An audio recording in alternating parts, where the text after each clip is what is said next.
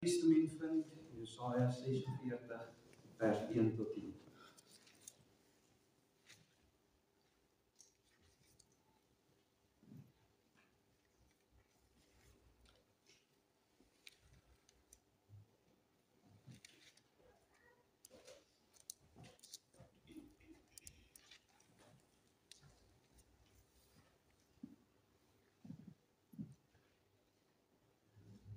Voordat ons lees uit Jesaja uit, kom ons sluit net die oë en dan nader ons die Here.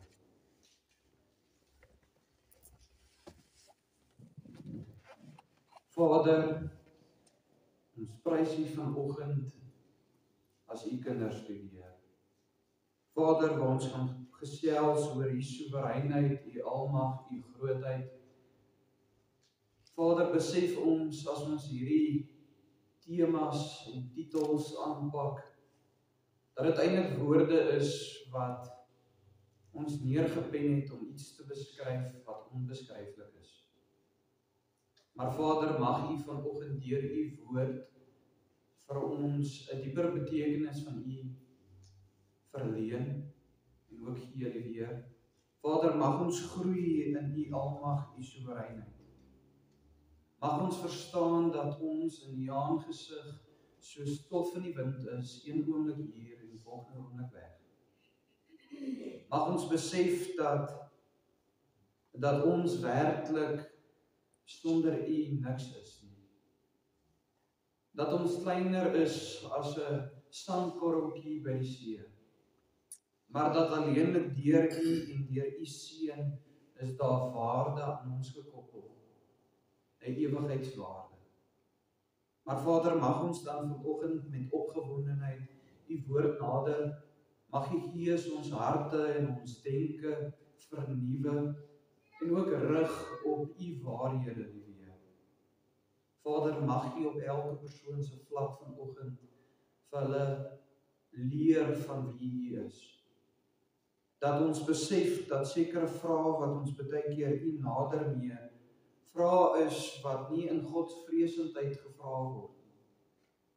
Vrae wat ons nie behoort is om te vra nie. Maar Vader, mag deur hierdie waarheid vanoggend, mag ons sekerheid verkry in dit, mag ons ook sodoende rustigheid verkry en ook sodoende besef dat as U vir ons is, wie kan teen ons wees? Vader, ek vra al hierdie dinge in U heilige naam. Amen. So as ons vanoggend lees uit Jesaja 46 vers 1 tot 10, lees ek uit die ou vertaling en ons tema vir vanoggend is God se soewereinheid. Die opskrif sê dan as volg: Die gode van Babel en die God van Israel, vers 1. Babel het in mekaar gesak, Nebo staan krom. Hulle afgode is vir die diere en die vee, beelde wat julle rondgedraai het, is opgelaai, 'n vrag vir die vermoeide diere. Saam staan hulle krom, in mekaar gesak, hulle kon die vrag nie red nie, maar het self in gevangenskap gegaan. Luister na my, o huis van Jakob, en die hele oorblyfsel van die huis van Israel. Julle wat deur my gedra is, van die moederskoot af, opgeneem is van die geboorte af. En tot die ouderdom toe is ek dieselfde, ja, tot die grysheid toe sal ek julle dra. Ek het dit gedoen en ek sal julle opneem en ek sal dra en red. By wie wil julle my vergelyk en my net so maak en my gelykstel, dat ons eenders kan wees? Hulle wat goud uit die geldsak skud en silwer afweeg met die weegskaal. Hier 'n goudsmid en hy maak daar 'n god van. Hulle kniel neer, ook buig hulle hef hom op die skouer. Hulle dra hom en sit hom op sy plek neer. Daar staan hy wyk nie van sy plek nie. Ook al roep iemand hom, hy antwoord nie. Hy verlos hom nie uit sy bemoeidheid nie, of benoudheid nie. Dink hieraan en wees beslis. Neem dit ter harte, o afvallig is. Dink aan die dinge wat tevore was, van ouds af, dat ek God is en daar is geen ander nie. Ek is God en daar is niemand soos ek nie. En dan die laaste vers. Wat van die begin af verkondig die einde, en van die voortyd af wat nog nie gebeur het nie. Wat sê my raad sal bestaan, en al wat my behaag sal ek doen. Net tot sover asseblief. En soos wat julle weet, is ons tans besig met die reeks wat handel oor ons geloofsbelijdenis. En ons trek dan vanoggend by preek nommer 5 en ook onder eintlik dieselfde tema van die drie-enige God. En ons het eerstens na die Heilige Gees gekyk en toe het ons met Paasfees natuurlik op Christus gefokus en vanoggend gaan ons fokus op God. En 'n aspek van God en eintlik die moeilikste aspek van hom. Dit is sy soewereinheid. Ek weet ek het 'n paar jaar ook gepreek oor God se karakter en attribute. En vanoggend wil ek net hê ons moet vernuwe word in hierdie aspek. En sodoende gaan ons ook die volgende paar Sondae, ek glo die volgende 2, ook op ander aspekte van God fokus. En sodoende probeer 'n groter prentjie skep vir onsself van wie is die Vader, wie is God? En sodoende dat ons ook as ons hom nader besef met watse respek, Godvreesendheid, met watse liefde ons hom nader en op watse toon. En dan kan ons ook sê, hier is dan sekerlik een van die moeilikste leerstellings oor God die Vader. En die rede hoekom hierdie een van die moeilikste leerstellings is, hierdie soewereinheid is, want ons het as mens en as wêreld het baie vrae. Vrae oor hoekom het dinge gebeur? Hoekom het dit met my gebeur? As God bo alle dinge is en hy is in beheer van alles, hoekom gebeur al slegte goed met goeie mense? Hoekom is daar byvoorbeeld kindertjies in Afrika besig om te sterf wat nie kos het nie? Hoekom het die Tweede Wêreldoorlog gebeur? Hoekom is daar genocide in hierdie wêreld? Hoekom word daar volke uitgewis? Hoekom is daar oorloë? En so kan ons aangaan. En alles word gekoppel aan die soewereinheid van God. Maar vanoggend gaan ons dan nie te diep in dit indelf nie, want ek glo as ons net die fondasie verstaan nie, kan ons ook nie 'n dieper verstaan van dit verkry nie. En soos wat ek al besef het, in die kerk is dit baie keer meer belangrik om eers op die fondasie te fokus. Mens neem baie keer aan, almal verstaan die basiese konsepte van die geloof, maar eintlik is dit nog nie vas nie. Nou as ons te vinnig te diep gaan, word daar ook seer gekry. So as ons dan vanoggend na ons hoofteksgedeelte kyk, wil ek julle aandag rig op vers 9 en vers 10 wat die volgende sê. Dink aan die dinge wat tevore was, van ouds af, dat ek God is, daar is geen ander nie. Ek is God en daar is niemand soos ek nie. Wat van die begin af verkondig die einde en van die voortyd af wat nog nie gebeur het nie. Wat sê my raad sal bestaan en al wat my behaag sal ek doen.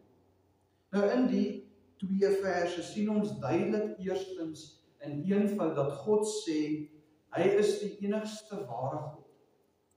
Ek weet in die Bybel lees ons van gode en ander gelowe en soos wat ons in die wêreld kyk is daar natuurlik moslems, boeddiste, daar is verskillende aspekte van Christendom of denominasies wat baie keer nie eers meer onder die 'n ware kerk val nie, as ek dit so mag stel. Daar's okkulte, al hierdie goed, maar God sê nie hier dat ander gode bestaan nie. Hy sê daar is net een God. Daar is nie kleiner gode of die moslemse God of die boeddiste se gode waar hulle, ek dink oor die 3 miljoen verskillende gode het wat hulle dien in boeddisme bestaan nie. Hy sê jy praat met hom, maar hy praat nie terug nie. Jy maak hom uit goud of silwer en jy weeg hom op en jy maak hom van diere as 'n beelde, maar hy kan jou nie red nie, hy kan niks vir jou bied nie, sê Jesaja vir ons in hierdie gedeelte. Maar dan sê God ook vir ons dat sy raad, sy wees sal gebeur en hy sal doen wat hom behaag. Eintlik beteken behaag eenvoud. Hy sal doen wat hy wil doen. Volgens wat hy wil doen. En voordat ons op hierdie stelling aanbeweeg, wil ek net met julle so 'n bietjie deel. En ek het eintlik so 'n bietjie gedink, ek het op sosiale media gesien hierdie manne wat so in die ruimte uitgaan op baie rockets, nee, op baie vuurpyle. Ek kry sommer hoendervleis as ek dink oor die aarde raak al hoe kleiner en jy gaan al hoe verder en is net donker en dan sien jy verskillende planete. En as daar een denkie fout gaan jy nooit weer terugkom nie. En as jou jet fuel of wat ook al wat hulle gebruik om hierdie vuurpyle krag te gee, as dit op is, kan jy ook nie terugkom. Maar een interessante vraag is wat een van die ouens van NASA gevra het vir die mense in hierdie ruimtetuig is, het jy besef dat toe jy terugkyk na die aarde wat al kleiner raak, en altyd hulle 'n foto gestuur, is so klein blou kolletjie, né? Dit lyk soos 'n spikkel op 'n kombers. Dis die aarde. Toe vra hy, voel jou probleme wat op daai spikkeltjie is, voel dit nie tans kleiner nie, asof dit nie eintlik saak maak nie. Daai dinge wat jy daar agter gelaat het. En sodoende kan ons ook verder gaan en sê dat hulle neerpen, en ek wil vir julle verduidelik in 'n menslike manier hoe groot God is, dat daar tans in ons sonnestelsel meer sterre is as sand by die see. En dan sê dit vir ons dat daar meer sonnestelsels is in die heelal as wat daar sand in die see is, of by die see. Dan kan ons verder gaan, dat hulle sê dat ons sonnestelsel is so groot, dat dit omtrent vir ons verskeie leeftye sal neem, en eintlik duisende jare sal neem, om uit ons sonnestelsel uit te beweeg. En dan verwys hulle ook as ons so vinnig so spoed kan beweeg, en dit is baie vinnig. Oom Wyn die voorkant van sê hoe vinnig dit is, maar hy sal ook sê dat eintlik tegnies gesproke is daar geen materiaal op hierdie aarde, metale of niks, wat die spoed van lig kan weerstaan nie. So al bou jy 'n ruimtetuig wat so vinnig kan beweeg, sal dit nie daai wrywing kan hanteer van daai spoed nie. Die hitte kan hanteer van daai spoed nie. So ons sal nooit dit kan doen nie. Maar God is groter as dit. Besef ons dat in daai sonnestelsels wat ons nooit eers sal ontdek nie, dat elke ding wat daar gebeur, ook volgens die wil van God gebeur. En God is selfs daar ook. Ek kyk nou die aand, saam met my ouers en Michaela kyk ek hierdie programme oor die natuur, en hulle het 'n plek gevind by die see, wat oor die 5000 verskillende visse het in 'n radius van ek dink 'n kilometer. 5000. Ek het nie eers 5000 name nie. Besef ons hoe groot is ons Vader, die God van alles. En dan in hierdie stelling waar die Here sê in Jesaja, dat ek sal doen wat ek behaag, soos wat die Here dit laat Jesaja dit neerpen, is eintlik 'n baie moeilike stelling, wat onder die oorhoofse titel val van soewereinheid. En die rede hoekom dit vir ons moeilik is om te aanvaar en te verstaan is, omrede ons baie keer aan hierdie onderwerpe verskillende goed konnekteer. En soos wat julle weet, ons tree op met ons harte, gevoelens en emosies. Maar as ons na God kyk, is dit baie moeilik om hom te verstaan as gevoel, emosies en hart betrokke is. Want die woord sê vir ons, wat is die mees bedrieglikste ding, en dit is jou eie hart. As jy vra vir 'n ateïs hoekom glo jy nie, gaan hy vir jou sê iets in die lyn van God se liefde. Gewoonlik. Hy gaan sê dat hy nie bestaan nie, want biologie en skynmat en wat ook al bewys dat hy nie bestaan nie, wat onwaar is. Daar niks bewys is al in hierdie wêreld wat God disprove, soos die Engels sal sê nie. Maar eintlik as jy dieper indelf, gaan dit oor my ma se dood aan kanker, of dit, 'n tragedie wat gebeur het in sy lewe, wat gemaak het dat hy tot die konklusie kom dat al bestaan hierdie God, wil ek hom nie volg nie, want kyk hoe lyk die wêreld. En dan kan ons nog verder gaan en sê dat God vir ons 'n rede gee hoekom hierdie onderwerpe moeilik is in sy eie woord, want God sê self dat sy gedagtes, sy weë, sy wil is hoër as ons. En ons lees van dit in Jesaja 55 vers 8 tot 9 wat sê, want my gedagtes is nie julle gedagtes nie, en julle weë is nie my weë nie, spreek die Here. Want soos die hemel hoër is as die aarde, so is my weë hoër as julle weë, en my gedagtes is julle gedagtes. En sodoende kan ons sê dat ons probeer God beskryf met ons gedagtes, wat soveel hoër as ons is. En dan kan ons aanbeweeg en sê, dit is hoekom dit so moeilik is, want ons koppel wêreldse dinge aan die Here om hom te verduidelik. Romeine 11 vers 33 spreek ook oor hierdie waarheid en sê, en luister maar oor diepte van die rykdom en wysheid en kennis van God. Hoe ondeurgrondlik is sy oordeele en onnaspreeklik sy wege. So ons probeer vandag eintlik 'n onbeskryflike, onverstaanbare element en aspek van God te verduidelik en sodoende te groei in dit. Maar mense kan ons net eers hier stil staan en sê, is dit nie een van die redes hoekom ons vir God dien? Dis omrede hy bo alle dinge is. Omrede hy die verstand te bowe gaan. Omrede ons hom nie op 'n papier kan verduidelik deur 'n som, deur woorde, dat geen taal ryk genoeg is om hom te beskryf nie, en geen brein sterk genoeg is om hom ook te begryp. Maar as ons dan na die woord soewereinheid kyk, is dit 'n baie vreemde en moeilike woord. In Engels is dit sovereignty, en dit beteken die volgende basies. Dit beteken dat God het absolute gesag, krag en autoriteit oor alle dinge. En die alle dinge verwys na die hele skepping, die hele heelal, en ook sodoende is hy in beheer van elke ding wat gebeur en geskied. Nie net hier op aarde nie, maar in die groter skepping ook. Van die kleinste meertjie wat besluit vanaand gaan hy daai stukkie ham of kaas wat op die teels geval het, dra na sy nesie toe. God is in beheer daarvan. Maar tot die keuses wat in ons parlement gemaak word, God is in beheer daarvan. Elke liewe aspek van menswees, van geboorte af, elke asem wat jy inasem en uitblaas, God is in beheer daarvan. En dit is nou waar dit begin moeilik raak. Want dit is waar die wêreld dan hierdie volgende vraag vra, soos wat ek nou genoem het, hoekom gebeur daar slegte dinge met goeie mense? Hoekom is al hierdie dinge so verkeerd in die wêreld? Hoekom is daar moord, verkrachting, molestering? Hoekom bestaan hierdie goeters? Ensovoorts. Maar voordat ons hierdie vraag kan beantwoord vanoggend, moet ons eers na 'n paar basiese aspekte en waarhede kyk rondom die soewereinheid van God.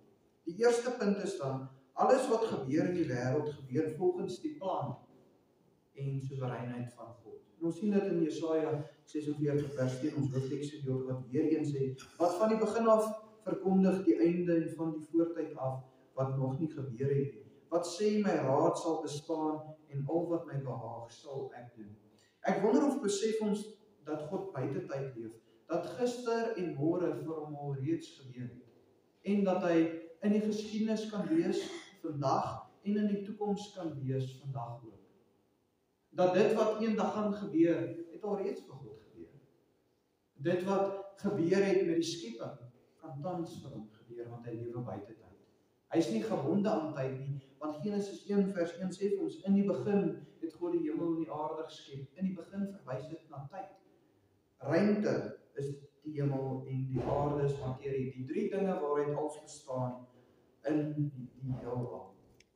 En sodoende besef ons dit, dat jou probleem wat jy vandag het, en jy wonder hoe die Here jou daar uit gaan lei, het hy al in die toekoms jou daar uit gelei. Besef ons hierdie ding. Dit maak eintlik my brein seer as ek baie keer dink aan hierdie aspekte. Van hoe gaan dit nou werklik in die eindtyd gebeur, hoe gaan Christus terugkom, maar in God se weë het dit al reeds gebeur. Want hy lewe buite tyd. En sodoende is dit die rede hoekom vers 10 vir ons sê, wat van die begin af verkondig die einde, want die einde het al reeds vir ons gebeur. Hy het van die begin af die plan gehad van wat?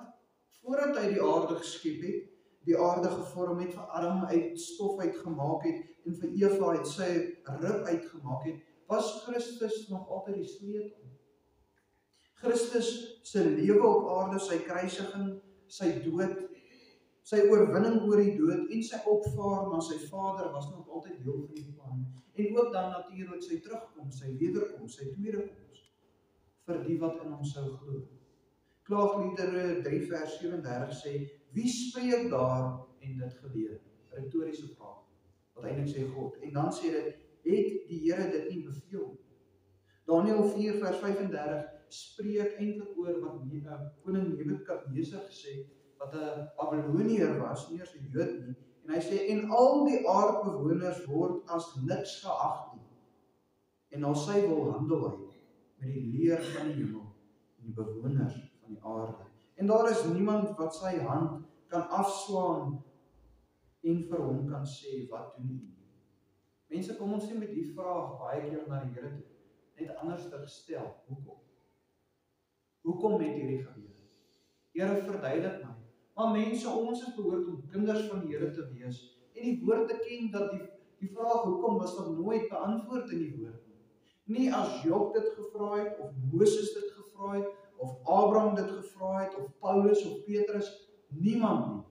Elke keer gee God vir hulle dieselfde antwoord en herinner hulle net aan wie hy is, die skepper van die hemel en die aarde, die Alfa en die Omega, die begin en die einde, die een wat is, wat was en wat sal wees, en so kan ons aangaan met hierdie titels, sodat hulle Godvreesendheid kan verkry en te sê, Here, my denke is nie u denke nie, u plan is nie my plan nie, en ek moet dit besef. Maar mense, ons dink ons lewe in 'n baie moeilike tydperk van die geskiedenis van die mens. Ons lewe eintlik in die golden ages van die mensdom. Weet julle hoe swaar het die ou mense gekry? As jy elke dag moet gaan water al by die rivier. As jy te oud is om dit te doen, raai wat, jy drink nie water vandag nie. Jy verstaan, né? As jy nie die bokkie gaan skiet nie, gaan jy nie eet nie. As jy blind raak, daar's nie brille nie, né? As jy begin jou sig, as jy siek is, daar's nie medisyne eintlik nie. En so kan ons aangaan en dat eintlik dat dit 'n leer is dat mense van die ouer dae langer geleef het. Is eintlik 'n leer in 'n sekere sin, behalwe nou die paar uitsonderings in die woord wat 900 jaar oud geword het en 800 jaar en 600 jaar en 300 jaar. Maar eintlik was die lewensduur van die mense baie korter, 100, 200, 300 jaar terug. Ek weet in Londen se statistieke was dit op 'n stadium dat die gewone bevolking is almal eintlik, ek dink 99% van hulle is jonger as 40.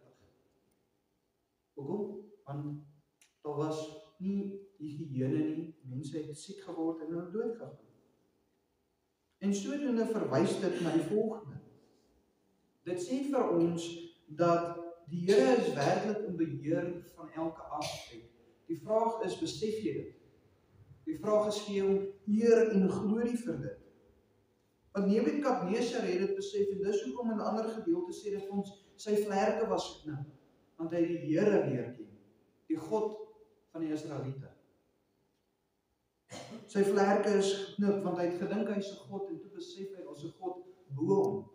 'n God wat oor alles en almal is en dis hoekom hy spreek hier dat hy in beheer is van die weermagte van die hemel en die bewoners van die aarde. Die soewereinheid van God speel 'n baie belangrike rol in ons geloof en in ons gebedslewens en in ons siening van die woord van God. Want mense, my vraag is, sal mense steel in 'n kerk byvoorbeeld? Sal mense hulle roeping uitleef? Of nie hulle roeping uitleef, as hulle besef wie God werklik is nie?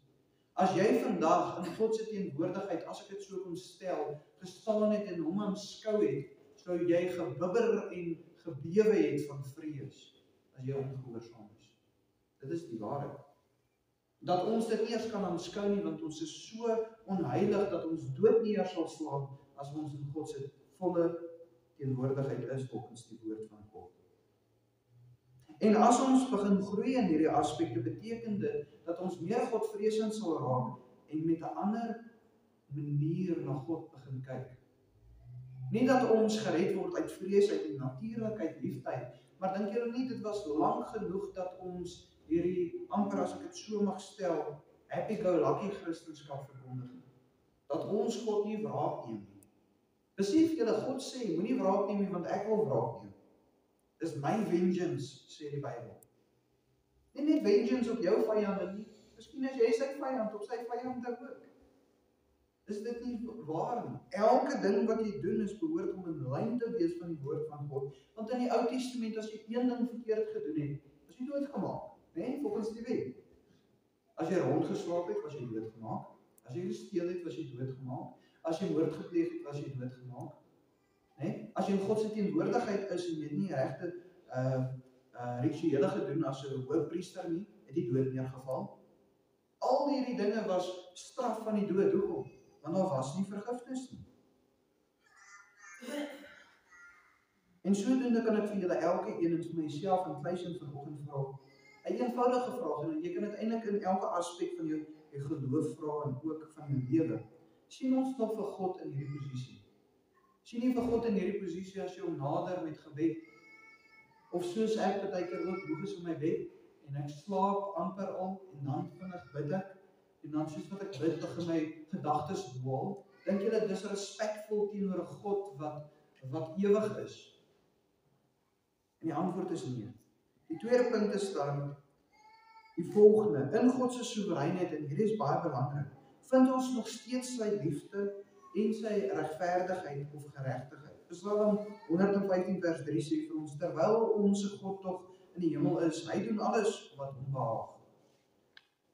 En hierdie behaag kan baie vinnig vir ons vreemd klink en ook sodoende vir God sien as 'n onregverdige God, veral vir die wêreld, want ons God kan net doen wat hy wil doen. Daar is niemand of niks wat hom kan keer nie. Maar eintlik is daar sekuriteit in hierdie behaag vir ons. Want wat behaag die Here? Wat is aanneemlik en goed vir die Here? Die Here openbaar dit vir ons in sy woord, is dit nie so nie? Gehoorsaamheid, liefde. Hoeveel keer in die Nuwe Testament hoor ons nie, wees lief vir mekaar. God het alleenlik sy woord vir ons gegee, sodat ons kan besef en leer wat hom behaag. En dan sê sy woord ook vir ons, hy is onveranderlik. So dit sal so bly tot in alle ewigheid. So God kan nie buite sy karakter beweeg nie. En dis hoekom God kan sê, ek haat sonde, ek is 'n jaloerse God, want hy is die enigste God. En sodoende wys hy vir ons uit in sy woord, wat is aanneemlik vir hom en wat is nie. En dit gee vir ons geloofsekerheid. En dan sê dit ook vir ons in die woord, dat God vir ons vrye wil gee. En hierdie is 'n interessante aspek van die woord van God. Hy dwing geen een om hom lief te hê. Hy vra net, as jy my wil volg my. Maar omdat ek het jou eerste lief gehad. En eintlik in hierdie, soos 2 Petrus 3 vers 9, lees ons van hierdie wat die Here behaag. En hoor wat sê die Here? Die Here vertraag nie die belofte, soos sommige dit vertraag en ag nie, verwys dit na die eindtyd, die terugkoms van Christus. Maar hy is lankmoedig oor ons en wil nie hê dat sommige moet vergaan nie, maar dat almal tot bekering moet kom. En ons moet nie hierdie versie natuurlik uit konteks uithaal nie. Eerstens sê dit vir ons, sodat sommige nie moet vergaan nie, en dan sê dit maar dat almal tot bekering moet kom. Omrede God buite tyd leef, glo ons, en die Bybel praat daarvan, van uitverkiesing. En uitverkiesing verwys na die volgende, dat God weet wie tot redding gaan kom en wie nie. Dis basies, né? As God alle dinge weet, weet hy oor die 6000 jaar van die mens wees, wie sou hom kies en wie sou nie. Want hy is daar in die toekoms en hier vandag. En sodoende weet hy wie tot redding gaan kom, en hierdie gedeelte sê vir ons, dat God liefde toon teenoor ons wat tot redding gekom het, en ook die wat nog moet kom, en hy is lankmoedig, en dis hoekom sy seun het nog nie teruggekom nie, want daar moet nog tot redding kom. Is dit nie heel eenvoudig nie? God sê, die is wat my behaag, dit is my liefde. En dan 1 Johannes 2 vers 2 sê, en hy is 'n versoening vir ons sondes, en nie alleen vir ons nie, maar ook vir die van die hele wêreld. En wat vir my interessant is, hierdie praat weer eens oor God se liefde. Christus wat gestuur is vir ons verlossing, vir die wat in ons sou glo, dat hulle 'n ewigheid saam met God kan spandeer. Dit is wat die Here behaag. Maar dan is die teenoorgestelde aspek ook waar van sy soewereinheid. En dit is dat die wat nie sou glo nie, die wat nie glo nie, sal in ewigheid in die hel spandeer. En mense, dit klink so interessant, die wêreld sê vandag vir ons, is dit nie eintlik dat die Bybel praat dat die hel al klaar hier is op aarde nie. Mense, dit wat jy al sleg ervaar het van hierdie aarde, of dit pyn, siek wees, hartverskeurende goeters, dit is nie eers 'n druppel in die see van wat die hel sal wees nie. God is regverdiglik. As die een gedeelte ewigheid van geen leemte is nie, geen vrees, geen hartseer, net vreugde en liefde, dan is die ander kant ook waar, dat daar net leemte sal wees in die hel. Niks sal wees vir jou daar nie. Dit sal vir jou wees soos jou slegste dag oor en van daai slegste dag wat jy al gehad het, die slegste dag in jou leeftyd sover, en maal dit met 'n triljoen of 'n biljoen en weer met 'n triljoen, dit is hoe dit sal wees in die hel. Want ons kan nie na God se soewereinheid en liefde kyk sonder na sy oordeel en regverdigheid en geregtigheid. En dit is wat moeilik is van God. Dit is wat die wêreld nie verstaan nie. Ons kan nie net fokus op sy liefde nie. Ons kan nie net fokus op sy oordeel nie. Ons kan nie net fokus op die hemel nie. Ons kan nie net fokus op die hel nie. Ons moet na al die aspekte van God kyk. Want dit is gekonnekteer aan mekaar, soos 'n ketting wat gebind is aan mekaar. En as jy net een link of een element van daai ketting uithaal, gaan jy vir God misverstaan. En jy gaan nie besef wie hy is. Maar kan ons nie dan tot die konklusie kom en sê dat elke slegte ding wat al ooit op hierdie aarde gebeur het, van oorlog, van moord en van waar ook al af, sy oorsprong het gekom uit die vlees uit. Sy oorsprong kom uit die mens uit. Dat elke slegte ding wat jy gedoen het sover, sy oorsprong kom uit jou eie vrye wil uit. Miskien het die duiwel vir jou 'n lokval gestel of jou bietjie gemotiveer, né? Maar dit is jou eie keuses. Niemand is in beheer van ons lewens met ons keuses nie, behalwe ek self wat die keuse maak om hom te volg in elke aksie of om nie te volg. En sodoende kan ons nog werklik aangaan om te sê ons blameer die Here vir die dinge wat verkeerd loop in hierdie wêreld. Hoekom raak die wêreld meer sondig? Want die mense is in dit. Die mense raak meer. Dit is nie heel eenvoudig nie. Hoekom is dit meer donker? Hoekom gaan moord en diefstal en al die dinge, hoekom raak dit meer? En oorlog. Want die mense is in beheer daarvan. Die mense is korrup. Ons het 'n virus in ons vlees, wat sonde is. 2 Tessalonisense 1 vers 8 tot 9 sê dan vir ons die volgende: maar die sê vir ons in die vuur en vlam, wanneer hy wraak uitoefen en op die wat God nie ken nie, en op die wat aan die evangelie van ons Here Jesus nie gehoorsaam is nie. Hulle sal as straf ondergaan 'n ewige verderf weg van die aangesig van die Here en van die heerlikheid van sy sterkte. So dit sê hulle sal geskei word van die aangesig van die Here, van sy teenwoordigheid, wat 'n moeilike konsep is, want God is voor ons. Ons kan nie hierdie dinge begryp nie. Maar dit bring ons by ons derde punt, en dit is in God se soewereinheid vind ons sekerheid. Mense, omrede jy nie God kan begryp of verstaan nie, vind ons of is jy behoort om rustigheid daarin te vind. Want wanneer laas het jy sekerheid gehad oor 'n keuse wat jy maak? 'n huis wat jy wil verkoop miskien, 'n kar wat jy wil koop, né? Wanneer met menslike dinge wat gebeur, het jy werklik 'n sekerheid gehad? Nie een keer, né? Ons dink dit is die regte ding. Moet ek nou die rooi of die bloue vat? Moet ek nou die 1.1 of die 1.2 vat of wat ook al? Jy het nie sekerheid gehad dat dit werklik die regte keuse is nie. Maar in God vind ons dit. Want as ons gehoorsaam is aan hom, is ons sy kinders. En die woord sê vir ons heel eenvoudig: as 'n seun vra vir sy vader vir 'n brood, sal hy nie vir hom 'n slang of 'n skerpioen gee. Maar baie keer moet ons besef, hierdie verwys nie dat ek rykdom op hierdie aarde altyd gaan hê. Dit verwys dat die Here vir jou sal gee wat jy nodig het vir jou geestelike welstand op daai spesifieke tyd en plek.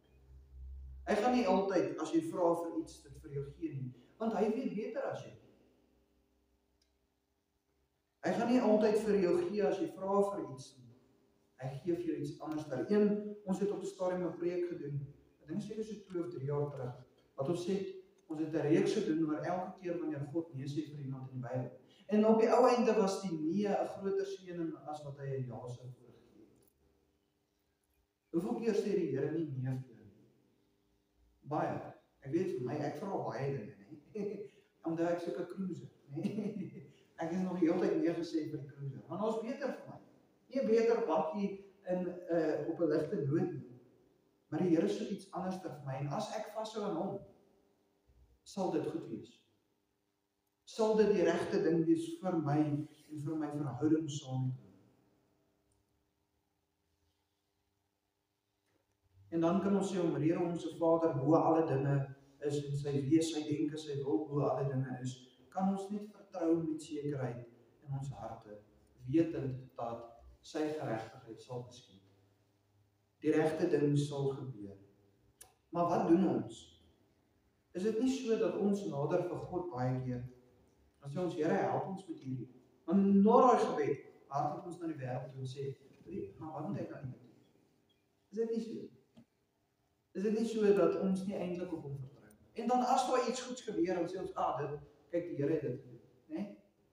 Maar dit is nie waarvan die woord praat. Die woord sê, word stil nader hom en wees geduldig wagtend op die Here. Is dit nie so nie? Spreuke 19 vers 21 bevestig dit vir ons deur te sê, baie planne is in 'n man se hart, maar die raad van die Here, die sal bestaan en voortbestaan, né? Hoeveel keer gaan ons werklik met issues na die woord van God? Hoeveel keer maak ons nie keuses wat ons weet is nie volgens die woord van God nie en dan sê ons, maar dis nie so erg nie. Mense, is dit nie dwaas nie? Is dit nie soos om 'n besigheid in die afgrond in te dryf nie? Mense, mag ons dan in die aspek van God se soewereinheid in hierdie basiese boodskap van vanoggend groei, om geloofsekerheid te verkry, om nooit weer te bid en te dink terwyl ek bid oor is die Here werklik goed nie. Om nooit weer te dink as ek bid of aan die Here dink om te dink oor bestaan hy werklik nie, want hy doen. Om nooit weer hom te twyfel of sy plan vir my lewe nie. En ek weet ek het dit baie gedoen. Ek het geskop teen my roeping dat dit goed gaan. En ek kan my ouers vra. Ek was die teenoorgestelde van dit op die stadium. En ek dink dis hoekom die Here my nie in Bloemfontein gebruik het nie, maar die kant. Want niemand het geglo ek het tot redding gekom of enigiets. Maar hoe langer jy skop teen die plan van die Here, hoe seerder gaan jy jouself maak. En dit is 'n waarheid. Mag die Here ons vernuwe in hierdie aspek. Mag hy ons in totale afhanklikheid van hom maak. Dat ons nie meer onafhanklik van hom af sal leef nie, maar volgens sy plan, volgens sy wil en volgens sy woord en gehoorsaamheid. En dan wil ek net die laaste noem. Mense, dit beteken nie dat jy nie vir God mag vra nie. Asseblief vra hom, Here, wys vir my wat u wil hê ek moet doen. Oor en oor. Want hy sal vir jou wys, hy is getrou. Wat sy vader sal nie vir sy kind wys hoe om gras te sny nie, hè? Wat sy vader sal nie vir sy kind wys hoe om te lees of te skryf, behalwe hy nie kan lees en skryf nie. Maar dit is tog waar. Maar is dit nie God se wysheid wat ons betwyfel? Dat dit nie altyd nou gebeur nie. Want ons is georiënteerd, alles moet nou gebeur. Die Here sê, my tyd is my tyd, my wee is my wee, my gedagtes is my gedagtes, my planne is my planne. Maar kom ons hou op skop teen dit, en kom ons gee net oor, dat die Here ons lei. Amen. Kom ons lei die oor. Vader, ons sê vir u dankie die weer. Vader, ons het in eenvoud geraak aan u soewereinheid vanoggend die Here. Maar Vader, mag jy in hierdie eenvoud ons net weer vernuwe, verdiep in wie u is. Dat ons nie weer u sal nader op 'n onrespekvolle manier. En Vader, dat ons u sal nader. Vader, ek glo is baie van ons wat nie eers daagliks bid nie. En die wat sê hulle bid is miskien ook net 'n skietgebed, liewe Heer. Maar Vader, dit is nie waardig aan wie u is. Vader, mag u die mense wat hier is vanoggend gebruik, mag u hulle lei om hulle lewens ten volle oor te gee aan u. Om te besef, ek weet nie wat is goed vir my nie. Ek maak 'n gemors van alles as ek probeer in beheer wees. Help elke man hier vanoggend, Here Here, wat sukkel om daai beheer oor te gee aan U. Geef hulle rustigheid, dat hulle besef dat U is die ware Vader. Dat elke persoon wat in my lewe is, wat in my gesin is verleen aan my, sodat ek hulle ook kan lei om toegewyd teenoor U te leef. Maar Vader, mag U ook elkeen die wil gee en bemoedig om dieper in hierdie aspek in te delf, daar waar hulle is by die huis. Dat hulle sal leer wat U behaag volgens U woord. Dat ons ook nie dwaas sal wees oor wat is reg en verkeerd, maar dat ons wys sal optree in liefde en gehoorsaamheid. Vader, dan ook bid ek net vir die vergadering hierna. Vader, mag U die manne lei wat die bespreking gaan lei. Mag U elke persoon se hart open en ontvanklik maak vir U wil. En mag elke keuse wat gemaak word volgens U wil geskied. Vader, help ons om eengesind te wees. Vader, lei hulle om te bid oor elke aspek. Dat hulle elke aspek aan U opdra, dat ons wysheid niks is teenoor U wysheid nie, maar dat ons goeie rentmeesterskap sal toepas oor die dinge wat U aan ons verleer. Dat ons nie soos die man sal wees wat die minste begrawe het en hom dan net opgrawe nie, maar dat dit wat U vir ons gegee het, dat dit sal vermeerder terwille van U glorie en U koninkryk beheer. En Vader, maak ons opgewonde in hierdie vergadering. Nie net om op finansies en administratiewe goed te fokus nie, maar op die bediening self, want tog dit is waartoe die liggaam geroep word. Vader, gee elke persoon wat hier is vanoggend die motief in hulle hart om te besef, ek dien hierdie soewereine, almagtige God, wat alles weet van my, wat weet wanneer ek lui is, wanneer ek nie iets wil doen nie, wat weet wat is die ware motief hoekom ek dinge nie bywoon nie. Dat ons vernuwe na hierdie aspekte sal kyk en sê, hoe kan ek gehoorsaam wees? Hoe kan ek meer gehoorsaam wees teenoor die Vader? Hoe kan ek toegerus word? Hoe kan ek vernuwe en verander word? Vader, ek vra al hierdie dinge in U heilige naam. Amen. Kom ons staan en ons sluit ons dit aan. Staan dan en ontvang die seën. Die Here is langs jou, om jou in sy arms toe te vou. Die Here is agter jou, om jou teen die aanvalle van die bose te beskerm. Die Here is onder jou, om jou te dra as jy val. Die Here is binne jou, om jou te seën met sy Heilige Gees. So seën die Here jou tot in alle ewigheid. Amen. Dankie.